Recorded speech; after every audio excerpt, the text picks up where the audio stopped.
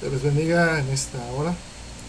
Damos gracias a Dios por este tiempo, en el cual vamos a tener también pues nuestro devocional, el cual se titula El poder del Evangelio.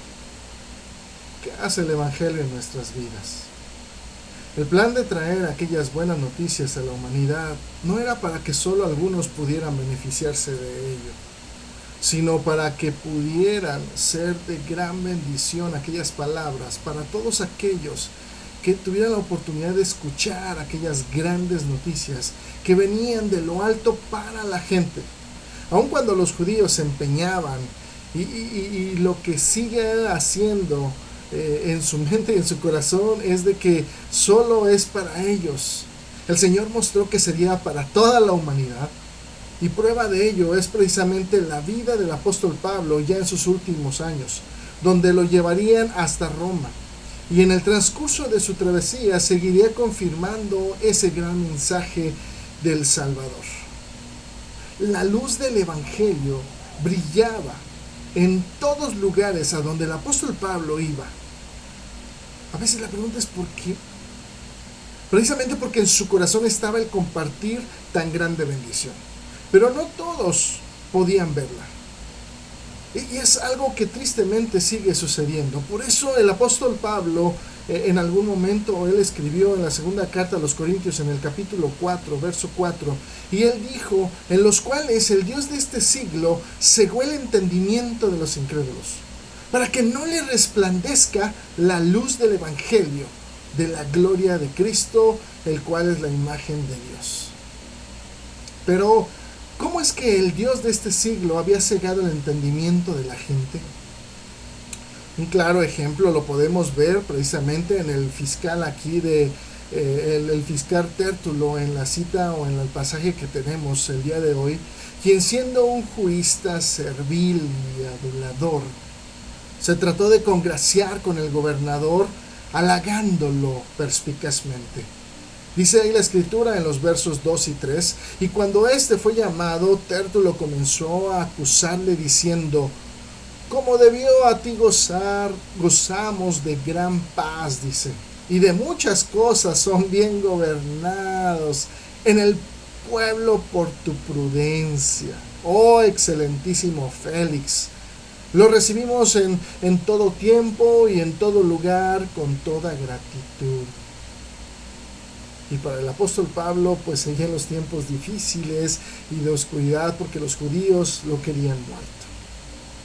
Después de sus adulaciones, vinieron entonces las falsas acusaciones sobre el apóstol Pablo, con las cuales querían desacreditarlo frente al gobernante y pretendiendo que se les entregara para que ellos terminaran el plan que había en su contra, precisamente de asesinarlo.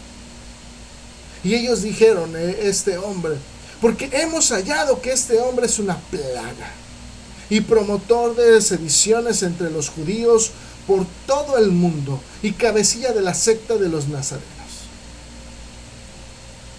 La fe cristiana hasta ese momento fue descrita como una secta, porque los mismos judíos tachaban a Jesús como un simple mortal, aun cuando habían hablado a veces a espaldas y a veces habían hablado bien, lo habían escuchado y lo habían escuchado con toda atención. Nuestro Señor habló con toda sabiduría, pero no lo bajaban de un buen maestro, no lo bajaban de pues un rabí y hasta de profeta, pero nada más. Un simple hombre a quien Dios el Padre estaba usando, no sabiendo que era el Hijo de Dios encarnado, pero solo lo querían identificar como algo con lo que ellos pudieran estar asociados, y fue precisamente el lugar de origen, Nazaret. Pero podemos ver cómo para poder engañar al gobernador tenía que usar todo tipo de artimañas engañosas para tratar de convencerlo. Empezó con esa adulación, después continuó con falsedad, y precisamente es aquí donde podemos ir viendo el poder del Evangelio. Porque este hombre, Tértulo, no pudo, por más que se esforzó, no pudo conseguir su cometido de que le entregaran al apóstol para llevarlo a Jerusalén y matarlo. Y así es como trabaja el enemigo. Y lo ha hecho desde el inicio. Son sus distintivos y de los cuales debemos de tener muchísimo cuidado, porque podemos hasta caer en ellos para conseguir en algún momento lo que queremos. Quiero que veamos cómo ha trabajado el enemigo desde el inicio de los tiempos, puesto que esto que hace Tértulo no es nada nuevo. Fíjese bien ahí en Génesis capítulo 3. Dice la escritura en el versículo 1, pero la serpiente era astuta más que los animales del campo que Jehová Dios había hecho, la cual dijo a la mujer, con que Dios ha dicho, no comáis de todo árbol del huerto. Aquí podemos ver la falsedad. Y el enemigo sigue con su juego. En el verso 4 dice, entonces la serpiente dijo a la mujer, no moriréis, sino que sabe Dios que el día que comáis de él, serán abiertos vuestros ojos, y seréis como Dios, sabiendo el bien y el mal. Y aquí podemos ver la adulación. Y es así como la humanidad cayó de la gracia de Dios. Pero a diferencia de Tértulo, el apóstol Pablo no necesitaba ni de falsedad ni de adulación para poder ganar este combate entre el bien y el mal. Y lo único que tuvo que hacer es decir la verdad. Y no perdió la oportunidad el apóstol Pablo de poder presentar las buenas nuevas de salvación también a Félix. El apóstol Pablo estaba de alguna manera pues matando dos pájaros de un tiro. ¿Por qué? Porque primero pues estaba tratando de defender de las acusaciones falsas que Tértulo traía. Y también el apóstol Pablo estaba aprovechando para presentarle el evangelio a Félix. Analicemos precisamente sus palabras para que podamos ver cómo el apóstol Pablo presenta el evangelio. Aunque antes de mostrarlo, quisiera preguntarles, ¿saben cuál es el evangelio? Esto es esencial saberlo y no olvidarlo, porque es la base de toda nuestra fe. El apóstol Pablo dijo o explicó muy bien cuál es el evangelio. En 1 Corintios capítulo 15, versos del 1 al 4, subráyelo en su Biblia, ponga una seña, algo que usted pueda identificar. Y dijo el apóstol Pablo, además os declaro, hermanos, el evangelio que os he predicado. Entonces ya nos va a decir cuál es, dice el apóstol Pablo, el cual también recibisteis, en el cual también perseveráis. Por lo cual, dice asimismo, si retenéis la palabra que os he predicado, dice, sois salvos, si no, creísteis en vano. Aquí viene, dice el apóstol Pablo, el verso 3, porque primeramente os he enseñado lo que asimismo recibí. Aquí viene, que Cristo murió por nuestros pecados, primero.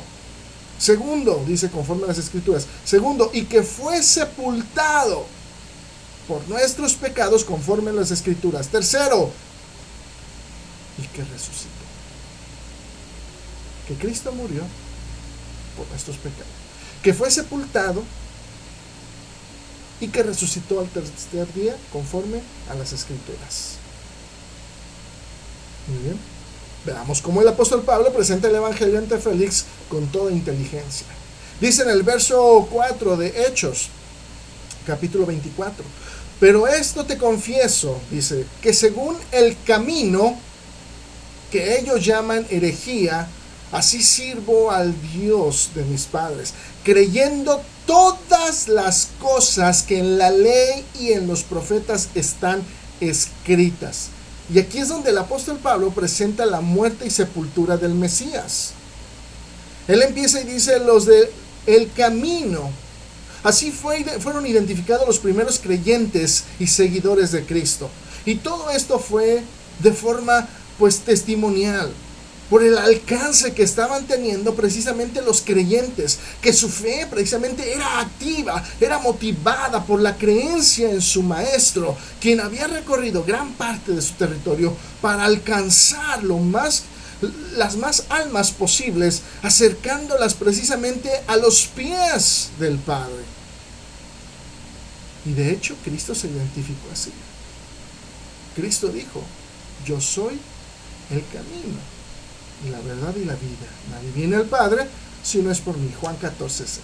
Entonces el apóstol Pablo le está diciendo a Félix que de quien está apuntando precisamente, o de quien está a punto de hablar, es de aquel hombre de quien la ley y los profetas está escrito en cuanto a su muerte y sepultura, la acción que haría el Mesías por la humanidad. Y precisamente pues nosotros sabemos, la muerte del Mesías estuvo profetizada. Isaías capítulo 53 es una de las bases que todos tenemos en la Escritura. Y Isaías 53 versos de 5 al 7, mas él herido fue por nuestras rebeliones, molido por nuestros pecados. El castigo de nuestra paz fue sobre él, y por su llaga fuimos nosotros curados. Todos nosotros nos descarriamos como ovejas, cada cual, dice, se apartó por su camino, mas Jehová cargó en él el pecado de todos nosotros. Angustiado él y afligido, no abrió su boca. Como cordero fue llevado al matadero, y como oveja delante de sus trasquiladores enmudeció y no abrió su boca. Esa fue su muerte, su sepultura. Versículo 9, y se dispuso con los impíos su sepultura, mas con los ricos fue en su muerte, aunque nunca hizo maldad, ni hubo engaño en su boca. El apóstol Pablo sigue con su defensa. Y él dice, el versículo 15, teniendo esperanza en Dios, dice, la cual ellos también abrigan, de que ha de haber resurrección de los muertos, así de justos como de injustos. Entonces el apóstol Pablo culmina con el evangelio precisamente con el cierre y la veracidad de todas las promesas hechas en vida, la resurrección de Cristo, cosa que también se profetizó. La resurrección de Cristo la podemos ver nosotros en el Salmo 16, versos del 9 y 10. Se alegró, dice, por tanto mi corazón, y se gozó mi alma. Mi carne también reposará confiadamente, porque no dejarás mi alma en el Seol, ni permitirás que tu santo vea corrupción. Y contra este testimonio tan poderoso del evangelio, a Félix no le quedó más remedio que aplazar cualquier cosa y tratar de sacar provecho de aquello, aunque no lo logró porque trató de sobornar al apóstol Pablo por la libertad que le pudiera haber dado, pero no pudo, y lo dejó por 2 años en la cárcel. Pero aún en la adversidad, quiero decirte, siempre es un buen tiempo para exponer y mostrar lo que puede hacer el poder del evangelio en las vidas de las personas. Por eso dijo el apóstol Pablo, porque no me avergüenzo del evangelio. ¿Por qué? Porque es poder de Dios. Úsalo. Y esa es nuestra tarea de todos los días. Dios te bendiga.